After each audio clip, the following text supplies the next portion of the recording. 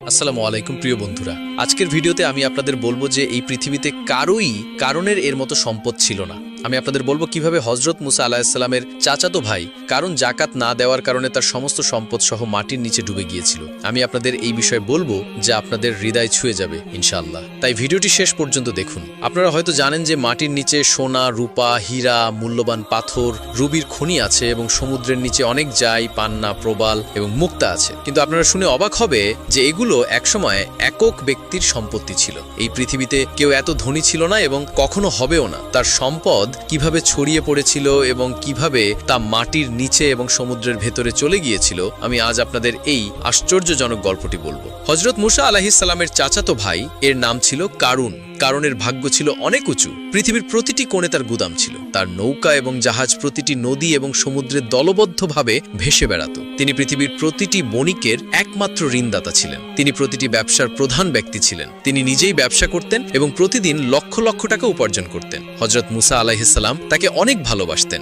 তিনি তাকে ভালোবাসার সাথে কাদা থেকে সোনা তৈরির দক্ষতা শিখিয়েছিলেন। সর্বত্র এত টাকা আসতো যে তা গণনার বাইরে। টাকার বিনিময়ে তিনি হীরা, মূল্যবান পাথর, মুক্তা, রত্ন, চুন, পান্না, জুঁই সংগ্রহ করতেন এবং লক্ষ লক্ষ সিন্দুক ভরে দিতেন। তিনি সেই সিন্দুকের চাবিগুলো একটি শক্ত সিন্দুকের মধ্যে রাখতেন, আর সেই সিন্দুকের চাবিটা তিনি কোমরে দড়ি দিয়ে বেঁধে ঝুলিয়ে রাখতেন। দিন হোক বা রাত, তাকে খুব কমই বাইরে দেখা যেত না। তিনি প্রতিদিন চাবি হাতে নিয়ে গুদামে ঘুরে বেড়াতেন। আপনি হয়তো ভাবছেন যে তিনি নিশ্চয়ই এত টাকা এবং সম্পদের প্রতি খুব বেশি আগ্রহী ছিলেন। তিনি নিশ্চয়ই অনেক খরচ করেছেন, কিন্তু না, তার কোনো শখ বা আরামদায়ক জীবন ছিল না। তার ছিল না একটি ছেঁড়া পুরানো নোংরা পাজামা, উপরে একটি কুর্তা এবং পায়ে একজোড়া জীর্ণ চপ্পল। তিনি মাটিতে ছেঁড়া পুরনো মাদুরের উপর শুয়ে রাত কাটাতেন। দিনের খাবার ছিল কয়েকটি শুকনো রুটি, কিছু খেজুর এবং কিছু জল। কথিত আছে যে কয়েকদিন পর তিনি এটিও খাওয়া বন্ধ করে দিয়েছিলেন। তিনি একটি শুকনো রুটি জলে ডুবিয়ে সেই জল পান করতেন এবং রুটিটি শুকনো রাখতেন। তার আত্মীয় স্বজন এবং বন্ধুরা বলতো,